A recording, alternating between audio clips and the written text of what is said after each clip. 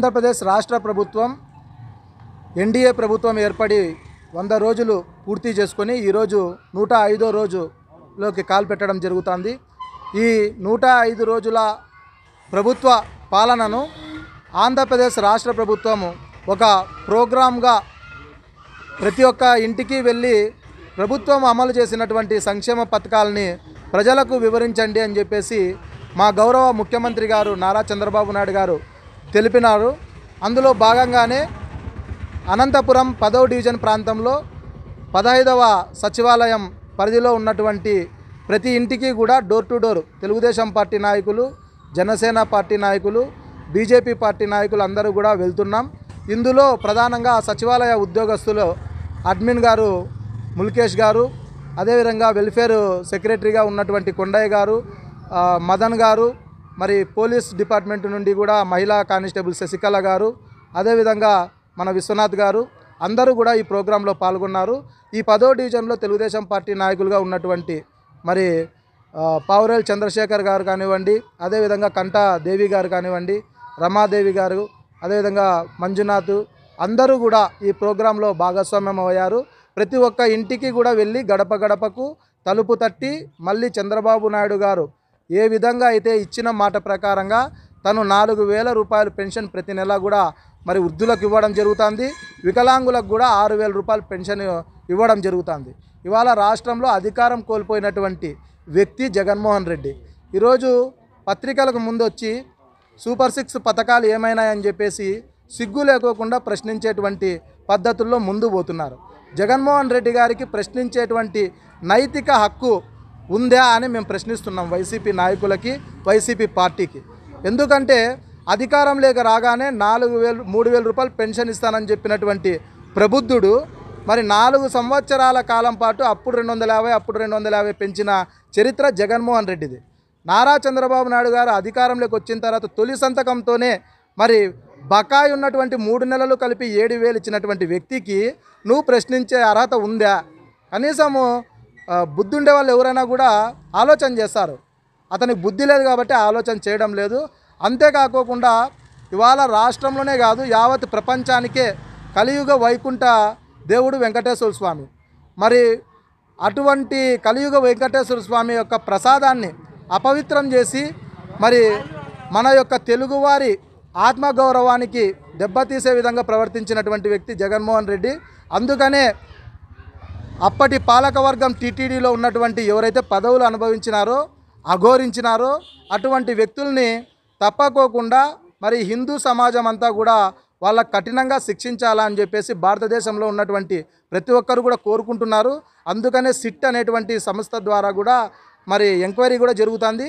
అతి తొందరలోనే దానికి అపవిత్రం చేసినటువంటి ప్రసాదానికి పాల్పడినటువంటి ఎవరైతే ఉన్నారో వాళ్ళందరికీ కూడా కఠినంగా శిక్షించాలని మేము కోరుతున్నాం.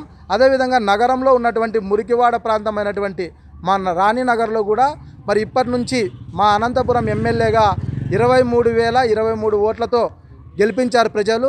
వాళ్ళకు కూడా ఇక్కడ అనేకమైనటువంటి మౌలిక సదుపాయాల కల్పన కానివ్వండి, అభివృద్ధి కార్యక్రమాలు కానీ ఏమాత్రం లోటు లేకోకుండా పెద్ద ఎత్తున కార్యక్రమాలు నిర్వహిస్తామని చెప్పేసి అనంతపురం ఎమ్మెల్యే గారు కూడా తెలపడం జరిగింది. వారికి కూడా ప్రత్యేకమైనటువంటి అభినందనలు తెలియజేస్తున్నాం. ఇది మంచి ప్రభుత్వం. 100 రోజుల్లో నారా చంద్రబాబు నాయుడు గారు చేసిన సంక్షేమ పథకాలేమి కానీ మన విజయవాడలో వచ్చిన వరద బాధ్యతలకు ఆయన నిద్రాహారాలు మాని ఒక తండ్రిలా వాళ్లకు భోజనాలు కానీ వాళ్ళకి ఏదైనా నిత్యావసర సరుకులు కానీ రాష్ట్ర వ్యాప్తంగా ఆయనను చూసి 74 సంవత్సరాల వయసు గల కాదు 25 ఏళ్ల వయసు గల కుర్రాడులాగా ఈ వరద బాధ్యతలందరికీ పని చేస్తూ వాళ్ళ సంక్షేమాల కోసం పాటుపడుతూ వాళ్లకు ఆర్థికంగా రాష్ట్ర వ్యాప్తంగా వాళ్లకు కష్టం వచ్చిన విధంగా ఆయన సంక్షేమ పథకంలో తీసుకుపోవడం కానీ నారా లోకేష్ బాబు గారిని కానీ చంద్రబాబు నాయుడు కానీ ఈ ప్రభుత్వం వచ్చిన తర్వాత యువతకు 16,437 మెగా డిఎస్సి విడుదల చేశారు. పెన్షన్ 2,000 పెన్షన్ 200 పెన్షన్ 1,000 రూపాయలు చేసినాడు. 1,000 రూపాయల పెన్షన్ 2,000 చేసినాడు. 2,000 పెన్షన్ 3,000 చేద్దామంటే కానీ మన ప్రభుత్వం రాలేదు. కానీ వైసీపీ ప్రభుత్వంలో 5 ఏళ్ళకు గాను 250 250గా పెంచుకుంటూ పోయినారే కానీ ఒకటేసారి 3000 ఇవ్వలే. కానీ నారా చంద్రబాబు నాయుడు కూడా చెప్పిన విధంగా ఏప్రిల్ నెల నుంచి ఆయన సంక్షేమ పథకాలు సూపర్ 6లో ఒక సంక్షేమ పథకంలో మన పెన్షన్ పెట్టారు. ఏప్రిల్, మే, జూన్ మరి జూలై నెలది కూడా కలిపి 7000 రూపాయల పెన్షన్ ఇచ్చిన ఘనత నారా చంద్రబాబు నాయుడు గారిది.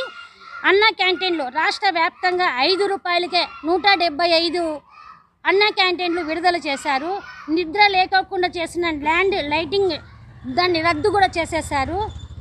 ప్రతి నెల 1వ తారీఖు రాగానే ఉద్యోగస్తులకి జీతాలు కూడా ఇచ్చే ప్రోగ్రాంలో కూడా మనం ముందుకు పోతున్నాం. ప్రజలలో ఆయనకు మంచి స్పందన వస్తుంది. కానీ ప్రతి ఇంటికి పోయినా చంద్రబాబు నాయుడు గారు బాగా చేస్తున్నారు అని కూడా చెప్పుకుంటున్నారు. కానీ చిన్న చిన్న సమస్యలు వస్తున్నాయి. కానీ మేము ప్రజలకు ముందుకు తీసుకుపోయి ఇంకా వాళ్లకు మా నుండి ఏ ఆర్థిక అవసరాలు ఉన్నా మేము తీర్చే తగ్గట్టుగా 10వ డివిజన్ టీడీపీ నాయకులతో అంతా కలిసి మేము పనిచేస్తాం. మన అనంతపురం అర్బన్ ఎమ్మెల్యే దగ్గుపాటి వెంకటేశ్వర ప్రసాద్ ఆధ్వర్యంలో ఈరోజు ఇది మన ప్రభుత్వం కార్యక్రమం చేయడం జరిగింది. రాష్ట్ర వ్యాప్తంగా 164 మంది ఎమ్మెల్యేలు కూడా కలిసి ఈ ప్రోగ్రాము 5 రోజుల నుండి చేస్తూ ఉన్నారు. ఈరోజు రాజమ్మ కాలనీ సచివాలయ పరిధిలో ఇది మంచి ప్రభుత్వం అనే ప్రోగ్రామ్ని చేయడం జరుగుతోంది.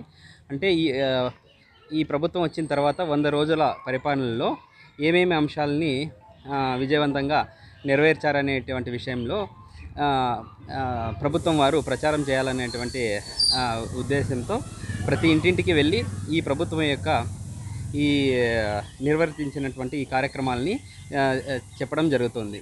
ప్రతి ఇంటికి ఒక పాంప్లెట్ ద్వారా ఈ కార్యక్రమాన్ని తీసుకోవడం జరుగుతుంది. ఇక్కడ లోకల్ నాయకులతో తెలుగుదేశం నాయకులతోటి మేము కోఆర్డినేట్ చేసుకొని సచివాలయ ఉద్యోగస్తులమంతా కలిసి ప్రతి ఇంటికి ఈ కార్యక్రమాన్ని తీసుకోవడం జరుగుతుంది.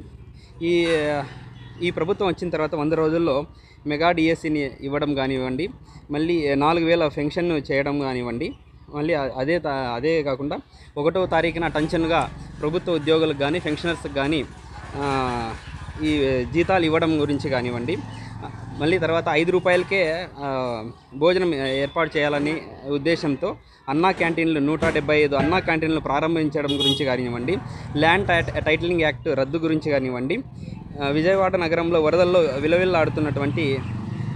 ఆడుతున్నప్పుడు 10 రోజుల పాటు బస్సులో ఉండి నిద్రాహారాలు మాని ప్రజలకు ఓ తండ్రిలా చంద్రబాబు గారు కాపాడుకున్న విషయం గురించి కూడా మనం ప్రజలందరికీ సచివాలయ పరిధిలో ఉన్న ప్రజలకు వివరించడం జరుగుతుంది. అయితే మరి ఇంటింటికి వెళ్ళినప్పుడు వారు సమస్య ఏమైనా చెప్తా ఉన్నారు. కొన్ని అంటే లోకల్ సమస్యలు చెప్తా ఉన్నారు, అవి కూడా మేము పరిష్కరించేస్తాం.